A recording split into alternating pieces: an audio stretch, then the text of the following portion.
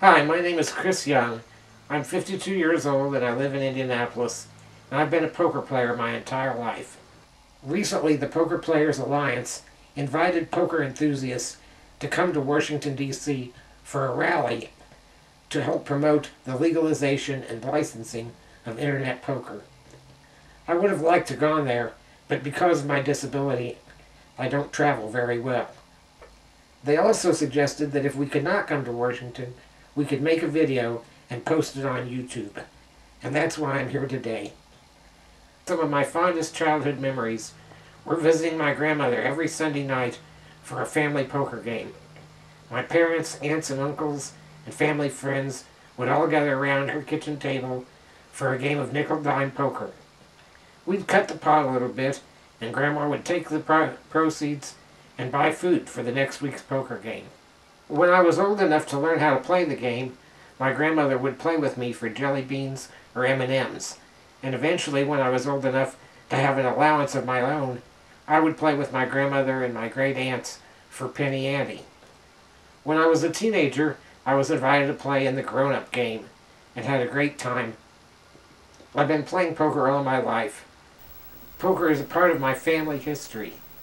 I've even got videos of my grandparents playing poker back before I was born. As I grew older, I played cards in college and played with my friends in the neighborhood.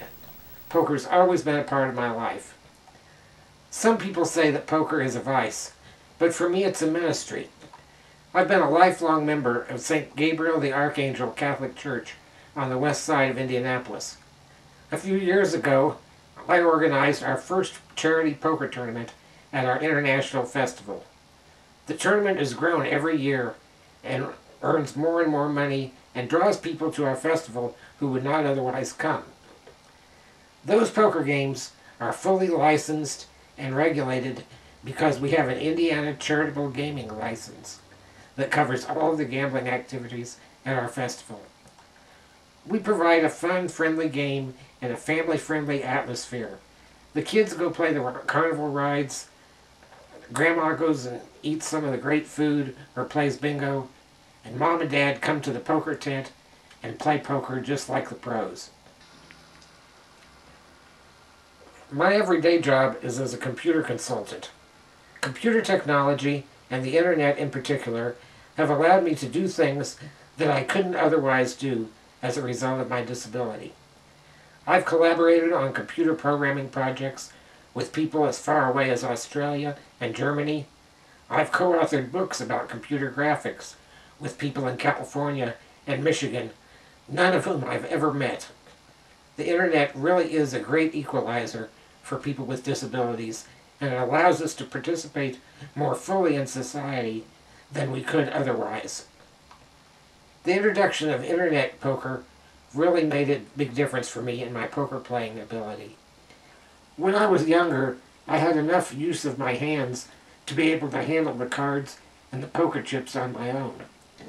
But as I've grown older, my spinal muscular atrophy has gotten worse, and I'm no longer able to handle the cards or the poker chips. I have to have someone hold the cards for me, put in the chips, and of course drag in the winnings and stack up my chips, the most fun part of the game. But when I play internet poker, I'm able to have the dignity to play by myself without having to be dependent on other people to help me. I can play any time I want, right here in the privacy of my own home. There are legal casinos here in Indiana, but they're several hours drive away, and it would take a long time for me to get there. By then, I would be worn out and wouldn't be able to play very much. It would be a hardship on my family to have to drive me to the casino and to help me play the game. In fact, I'm not even sure if the casinos would allow someone else to assist me in playing my cards. Casinos very rightly have a one-player, one-hand rule. So the internet allows me to do something that I wouldn't otherwise be able to do. But now this great American tradition, this family pastime that's been with me from my earliest memories, has now become a criminal act. I encourage everyone who sees this to call their Congress members, especially Barney Frank, and here in Indiana, Julia Carson, who are sponsors of legislation that would make it legal again to have legal licensed internet poker.